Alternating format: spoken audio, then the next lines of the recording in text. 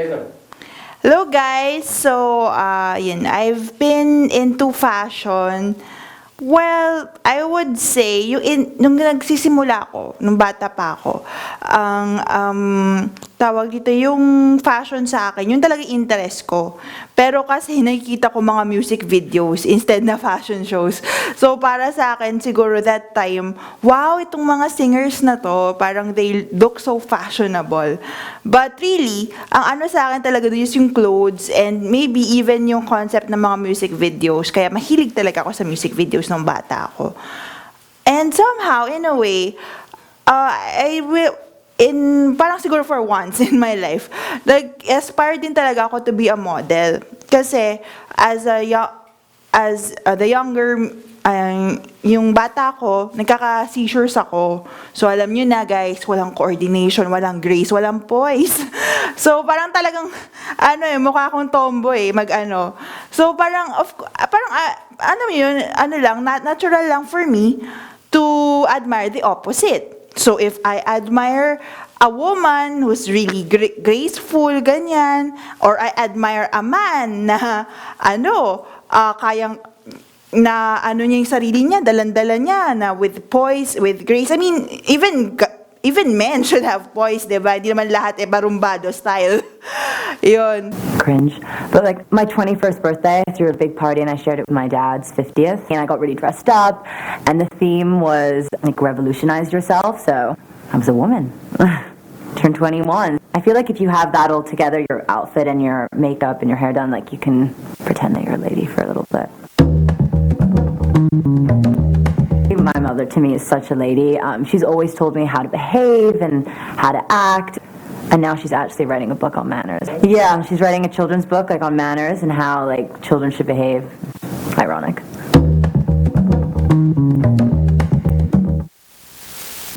So that's my interest in fashion. So para sa akin, yung concept ng fashion isn't just all about the clothes.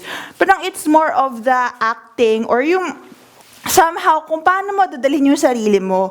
And even on how na kahit madami kang mga, later on, para sa akin, fashion is, kahit madami kang mga, siguro, pinagdadaanan or marami kang sakit, you could still be fashionable.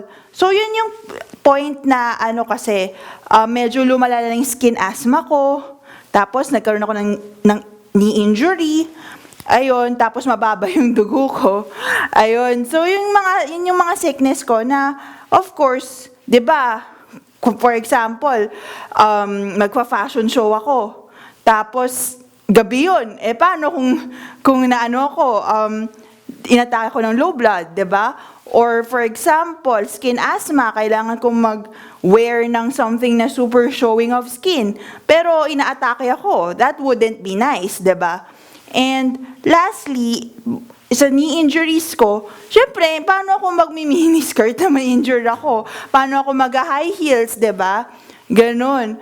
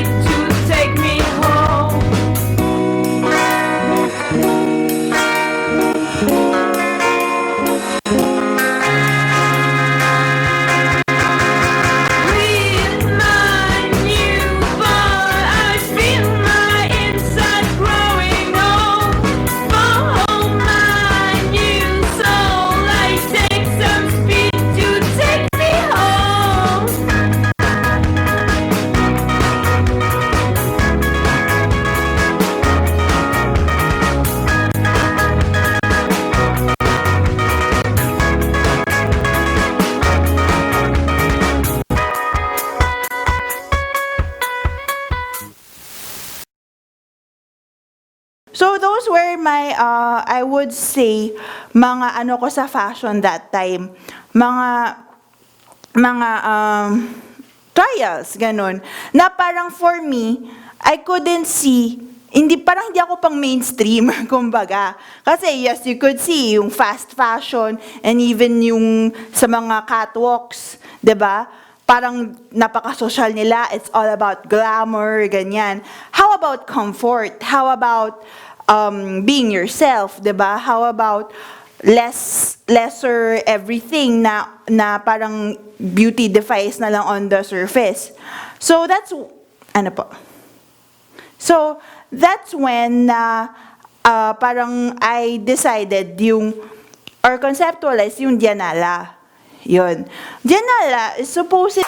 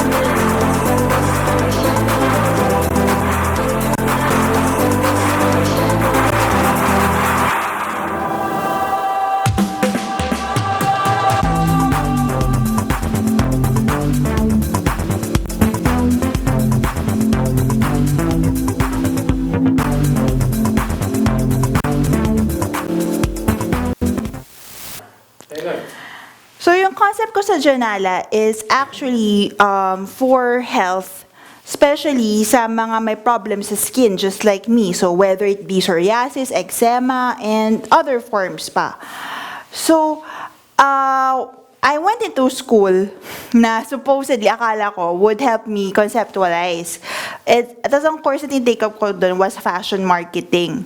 But then, yun na nga, as I have said in my other videos, merong mga pangyayari na under the table, di ba, na ano pala, it's definitely not, they are not definitely going to help me. Yun. So, but the concept of Dianala is really just to accept and embrace yung situation ng mga tao na katulad ko na may skin asthma. Na oo, pwedeng hindi na tayo makapag-chiffon or makapag-lace, 'di ba? Or makapag whatever yung other textile na makati sa balat, 'di ba? But yun naman ibig sabihin we cannot be fashionable. So, yung nung gumawa ko ng study about Janala, talagang inaral ko yung mga fabrics na would, aside from cotton, would let your skin breathe. Kasi syempre, understand na boring ang cotton.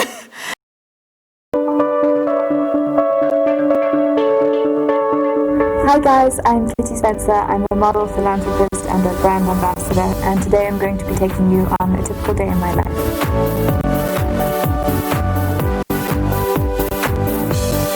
I suppose my interest in fashion has really grown in the last few years since I've been in England. I grew up in Cape Town. It's a very relaxed beach town and there's not a lot of emphasis, I suppose, on fashion. I wouldn't say that my mother's influenced my style necessarily. She's certainly given me a lot of knowledge about the fashion industry. My step into modelling started a few years ago. A brand reached out to someone at Storm because they thought that Storm represented me. I wasn't modelling at the time, but Storm did get in touch and I've been with them since. So it was a happy accident, really. The first runway show I did was the Dolce & Gabbana Millennials show. I was far too shy to walk in the show, and then my family said, you should definitely walk, it's Dolce & Gabbana, so I knew that they were going to make me feel good and that it was going to be just a wonderful positive experience, and I was right. It was just this crazy burst of energy and excitement, and there's just absolutely nothing like that feeling. Working in fashion's definitely had a very positive influence on my life. I think it's taught me a lot about myself. You learn definitely how to go with your gut instincts, and also you learn a lot about yourself just physically, what suits you, what you like to wear, what makes you feel good. The build up to the show is definitely far more terrifying than the actual moment. I think the night before you don't sleep because you're so convinced you're going to fall over. So far, so good.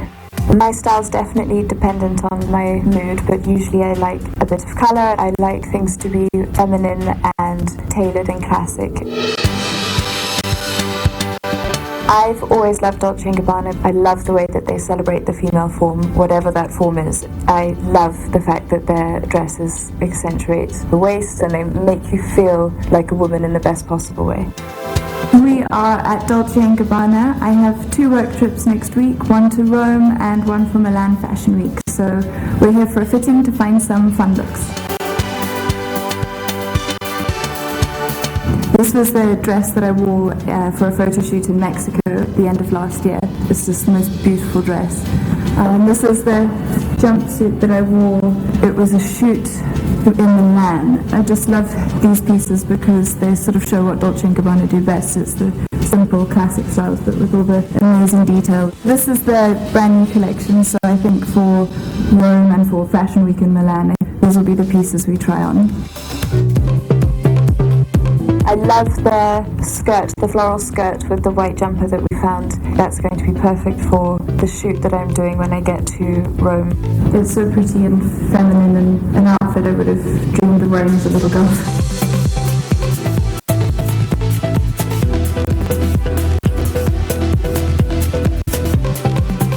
All the white and the gold, it feels kind of like ancient Rome with all the lace detail. We found a great pair of shoes today where the actual heel is the D and the G. It's beautiful, it feels so feminine and I love this shape.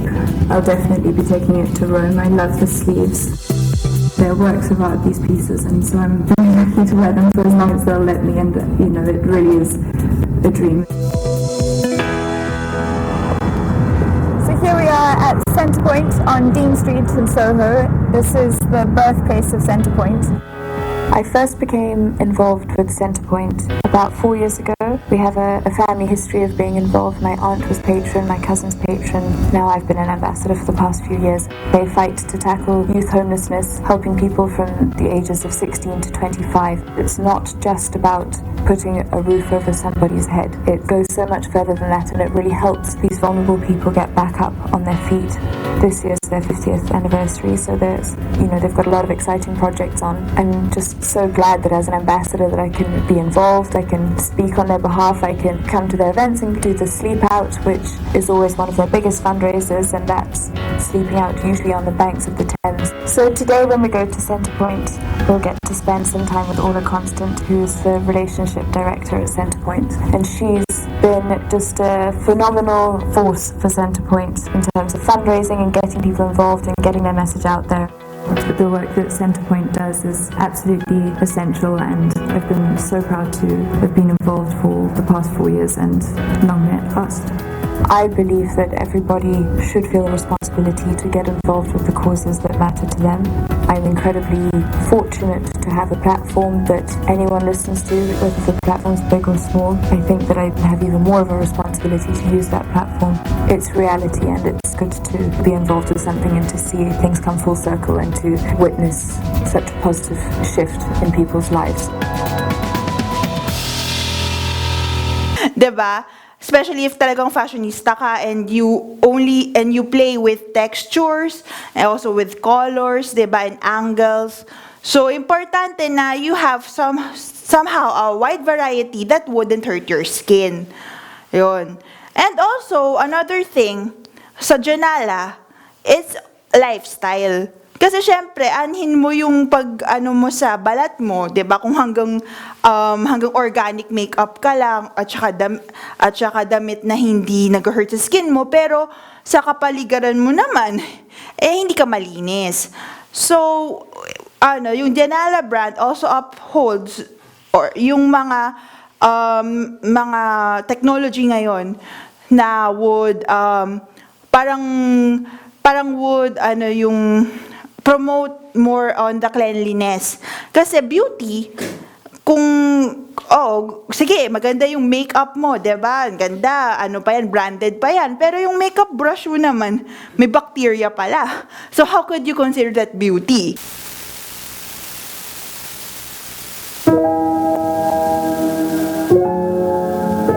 And having been very disappointed that we didn't end up making the wedding dress, I thought it was wonderful that we got what was the next best thing, the going away outfit.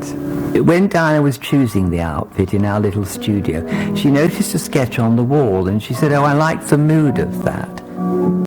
And we did some designs for that, and we did them with slightly flared skirts, but Princess Diana said, "Oh, no, I want a straight pencil skirt." So she had this lovely idea that it was more sophisticated to have a pencil skirt. I think there is a language of clothes, and Diana really got to understand that.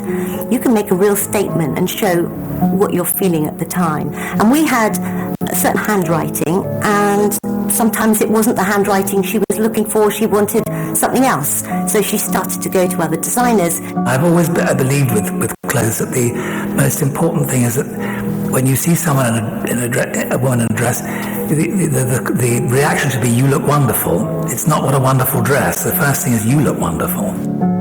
Following from the separation from the Prince of Wales, she decided she wanted to be known as a workhorse rather than a clothes horse, and so she deliberately started to dress down. And so Catherine Walker helped create a capsule wardrobe of very simple suits and shift dresses that the princess became known for in the 90s.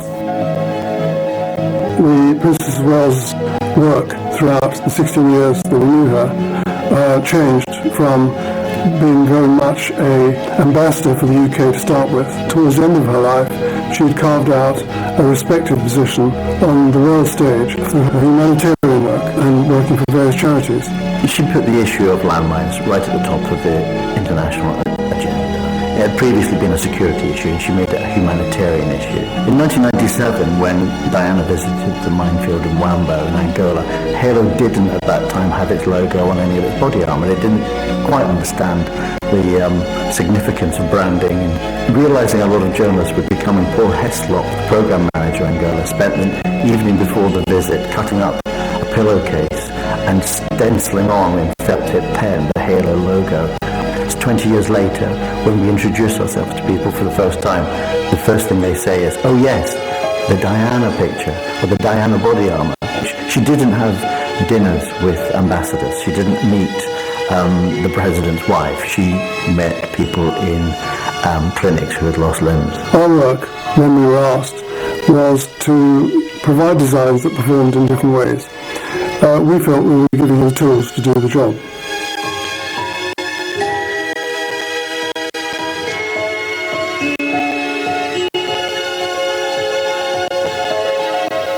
Diba, madumi. And you could, like right now, COVID-19, diba, pandemic, ang daming mga tawag nito, mga industries na apektado dyan, na supposedly hindi naman dapat kung before all these things happen,